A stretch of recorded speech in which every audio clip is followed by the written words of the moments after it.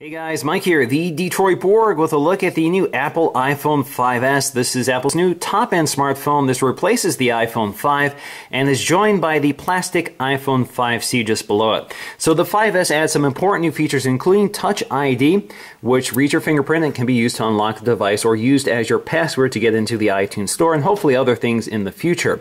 This also has a new A7 CPU, which is a 64-bit processor, which doubles the performance on both the graphics and the CPU side of performance. We also have two new cameras. We have a new front-facing camera, 1.3 megapixels, and we have a new 8 megapixel rear-firing camera, which gets a new f2.2 lens and a sensor with larger pixels. So those pixels are now 1.2 microns, which gives you better low-light performance. There's a lot of new features in terms of camera performance as well in software. It's got digital stabilization and that sort of thing. We're going to demonstrate that in this video. So this is available in 32 gig or 16, 32, and 64 gigs. So off contract, that's $649, $749, and $849. I do have the 32 gig version. This happens to be the AT&T or GSM version. Now the 5S is available in three colors: Space Gray, which replaces Slate, which was kind of a blue darker color. We also have Gold, and we have the existing Silver and White version. So we have three colors to pick from. They're all the same price. Gold is the most popular right now, and I couldn't secure one like I wanted to. And this is not the official phone. This is just the rear shell of it. It gives you an idea of the coloring. And this is also the iPhone 5, but the coloring is the same. So it gives you an idea of the color differences, and we're going to take a look at that in this video. So let's go ahead and unbox this and take a look. So they did have to activate this in the store, so we couldn't leave the store without activating it, so it was open for me. So here is the iPhone 5S. You can see it's got that space gray color, very different than that slate color, and I do have a slate color device we can compare this to, so we'll take a look at that in just a moment. So let's take a look at the packaging before we get to the phone. So we do have our ear pods complete with the carrying case, just like the iPhone 5. We have our wall adapter, which still is that has that yellow indicator or green indicator telling us that this is not one of the recalled units. That dates back quite a few years now. And we have our USB to Lightning connector for charging and syncing your device. Now we also have our literature underneath our plastic tray designed by Apple in California. It looks like they've changed this design a little bit. It's still an envelope, but it doesn't open up completely. You can see our literature inside, iPhone 5S, and looks like this is the white and silver version. Actually very nice. So it just points out the buttons, it points out Touch ID, and we're going to take a look at it, of course. Apple or iPhone info, and of course we have our Apple stickers. Now I know I have a lot of international viewers here, and you're probably wondering, where is the SIM ejection tool? And unfortunately we don't get that on the carrier locked versions in the US. So this is the AT&T version. We don't get that SIM ejection tool. So I guess they don't expect us to replace the SIM. Alright, so we have our phone. So let's go ahead and lift up our screen protector. And we're going to lift up the other screen protector on the back. Alright, so let's take a close look. Now the first thing that jumps out to me is this new home button. So this is integrating Touch ID. So they've redesigned the home button. So you can see they've removed that square pattern from the center of the home button. It's also surrounded by this metal ring. Now the metal ring is actually color keyed to the body of the phone. So you have the space gray metal ring matching the space gray of the body of the phone. So this would be gold if you got the gold phone, silver if you got the silver phone.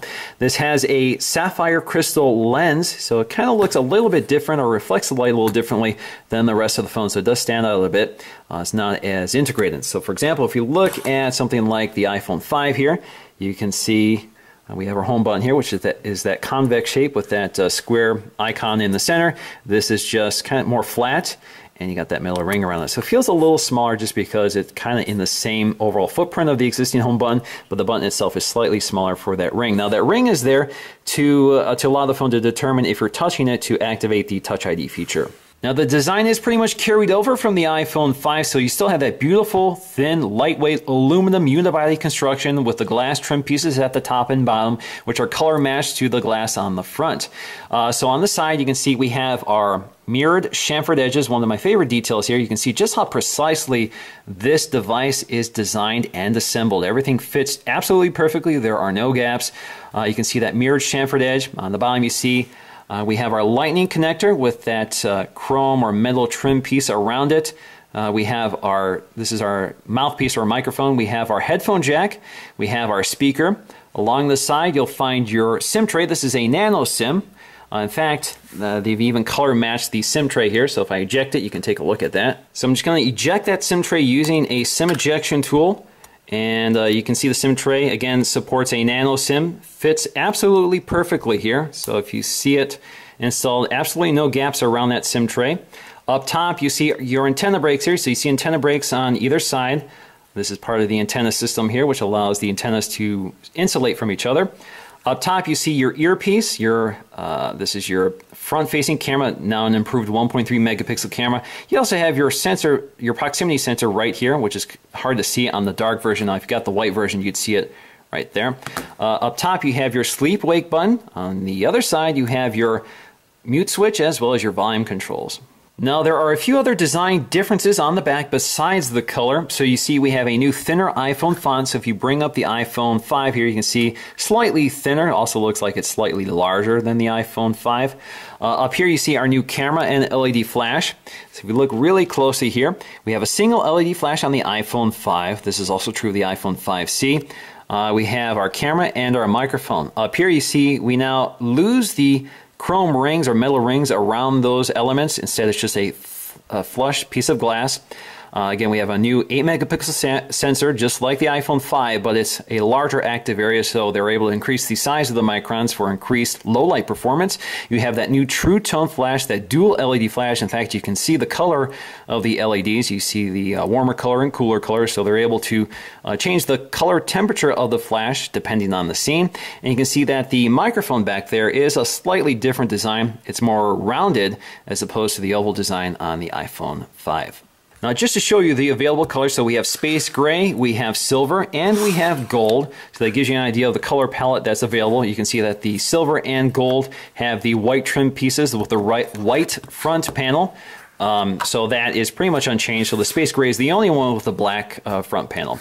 Now, just to show you the color differences between space gray and slate, so we have an iPod Touch in slate. This was the same color as the slate on the iPhone 5.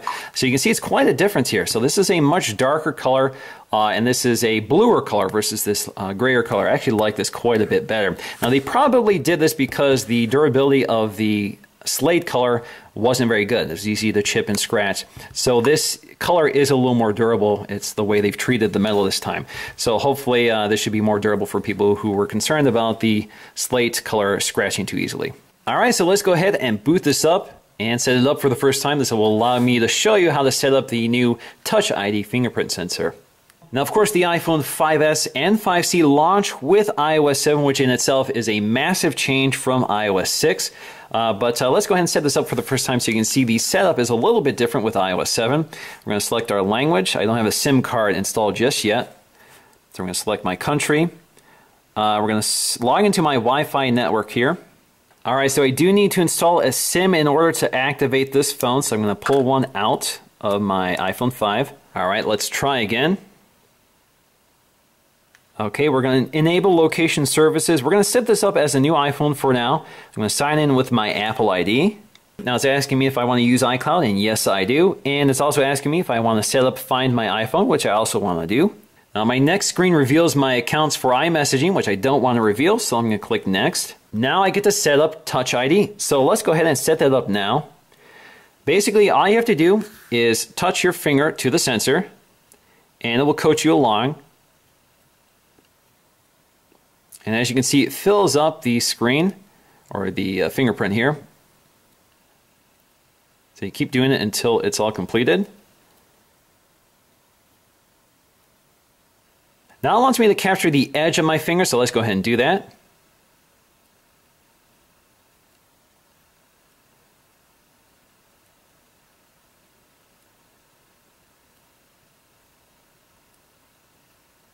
All right, so I think I'm all set.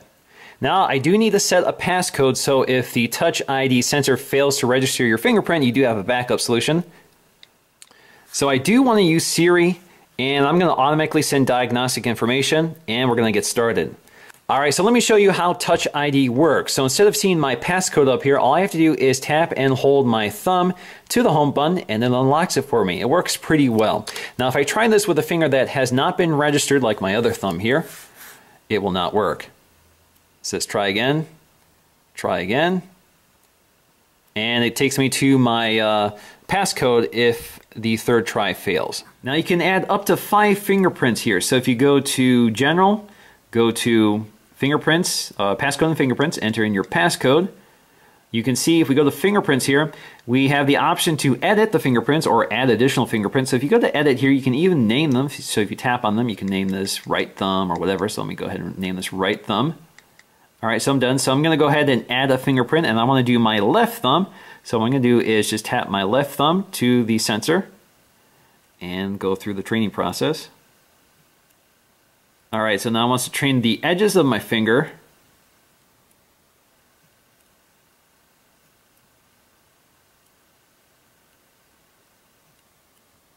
So in theory, I could also add other people to this profile. So if other people want to use this device, I can program one of their fingers.